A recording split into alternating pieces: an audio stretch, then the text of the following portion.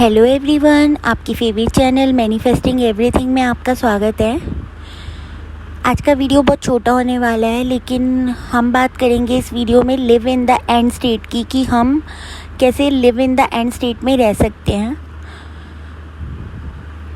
तो live in the end state है क्या? हम जब अपने फाइनल डिज़ायर्ड आउटकम को ऑलरेडी अचीव मान लेते हैं कि ऑलरेडी ये चीज़ हो गई है, और वैसे ही हम सोचते हैं, वैसा ही हम फील करते हैं। अगर आपको फील नहीं हो रहा तो कोई बात नहीं, लेकिन अगर आप वैसा ही सोचते हैं कि ये जो हमारी डिज़ायर है वो ऑलरेडी मैनिफेस्ट हो गई, जो आउटकम हमें चाहिए था वो ऑलरेडी हमें मिल गया है, उसे हम live in the end state कहते हैं।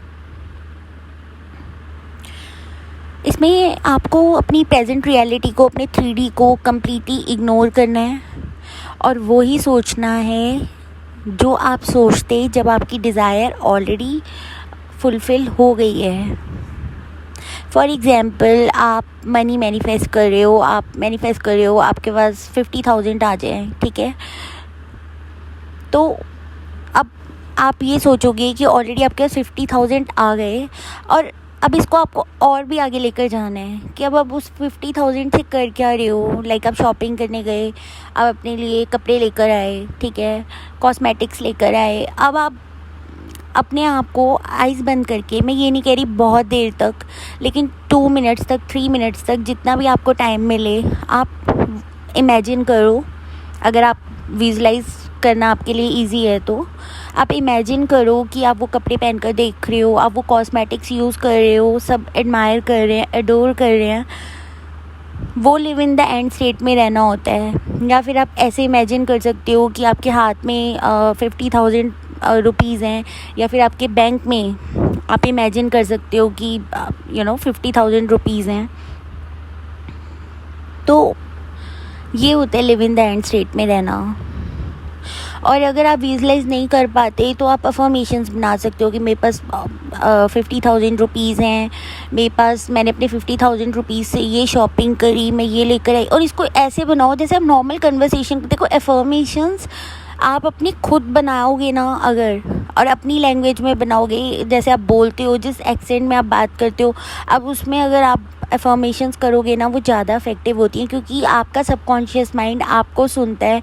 आप कौन सी लैंग्वेज यूज़ कर रहे हो, आप किस एक्सेंट में बात करते हो, वो सब उसको पता है, उसके लिए फेमिलियर है। तो आप खुद बनाओ। अगर मेरे को बोलना होगा, मैं ये बोलूँगी, हाँ मेरे पास 50,000 रुपीज़ आए थे, उससे मैंने ये शॉपिंग करी, मेरे लिए ये भी अफर्मेशन है।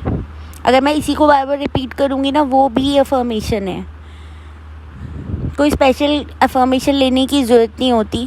हाँ, ये होता है अगर आप कोचिंग लेते हो तो आपको गाइडेंस मिलती है, आपको मोटिवेशन मिलती है, आप कहाँ गलत जा रहे हो आपको पता चलता है। लेकिन अगर आप वीडियोस देखकर भी मैनिफेस्ट करना चाहो ना, वीडियोस देखकर भी मैनिफेस्ट कर सकते हो।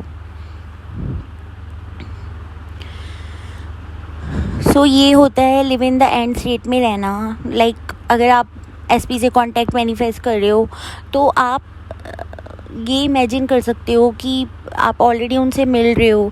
आपको ये सोचने की ज़रूरत ही नहीं है कोई चीज़ होगी कैसे अभी तो कांटेक्ट ही नहीं हुआ, मिलेंगे कैसे, वो बोलेंगे कि भी नहीं बोलेंगे मिलने के लिए। आपको कुछ सोचने की ज़रूरत नहीं है।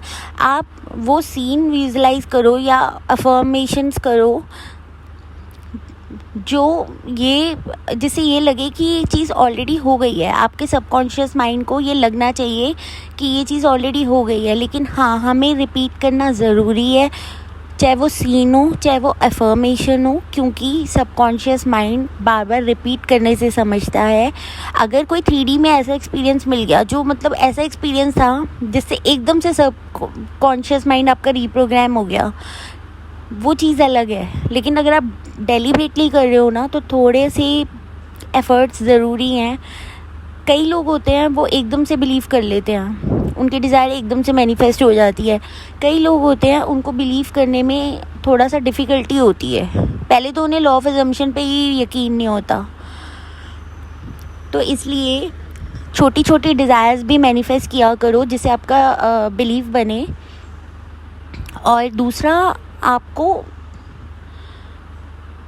रिपीट करना है। अब ज़रूरी नहीं है आप टाइम निकालो और ये सब। अगर आपके पास 2 मिनट भी हैं, आप कहीं ट्रैवल भी कर रहे हो, आप अपनी आइज़ बंद करो 2 मिनट के लिए भी।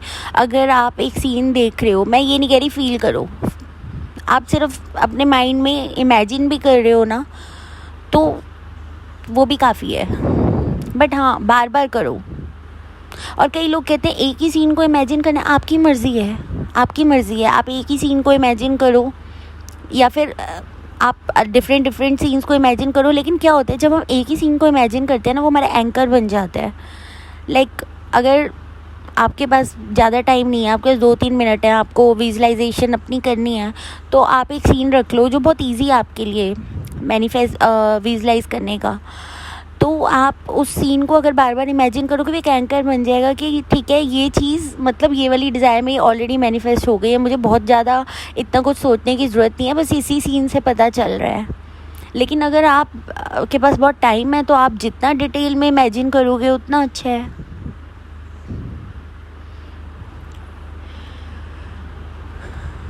तो लिव इन द एंड में रहना इसको कहते हैं।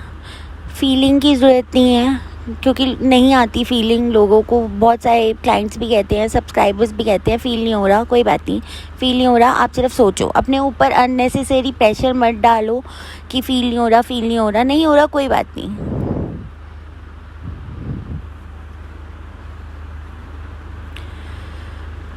अब मैं आपको इस चीज़ को ना एक एनालॉजी से समझाती हूँ, जैसे, और शायद मैंने ये अपने एक बहुत पुराने वीडियो में भी बताया था, मैं दोबारा से बता रही हूँ कि जैसे हम एक मूवी देख रहे हैं और हमें उसका एंड पता है, हमने पहले भी वो मूवी देखी, हमें पता है हैप्पी एंडिंग है इसकी, ठीक है।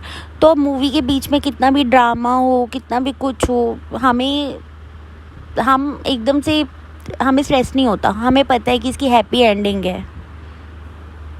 चाहे कितनी भी टेंशन हो रही हो उस मूवी के बीच में, क्योंकि एंडिंग हमें पता है फिक्स्ड है। ऐसे ही आपके और एसपी की जो एंडिंग है वो फिक्स्ड है। आप ऑलरेडी कमिटेड हो या मैरिड हो, आपको पता है। और अब 3D में कोई भी ड्रामा हो रहा है, टेंशन हो रही है, उससे आपको परेशान नहीं होना, क्योंकि आपको पता है कि ऑलरेडी आप साथ हो। तो इसे लिव इन द एंड में रहना कहते हैं।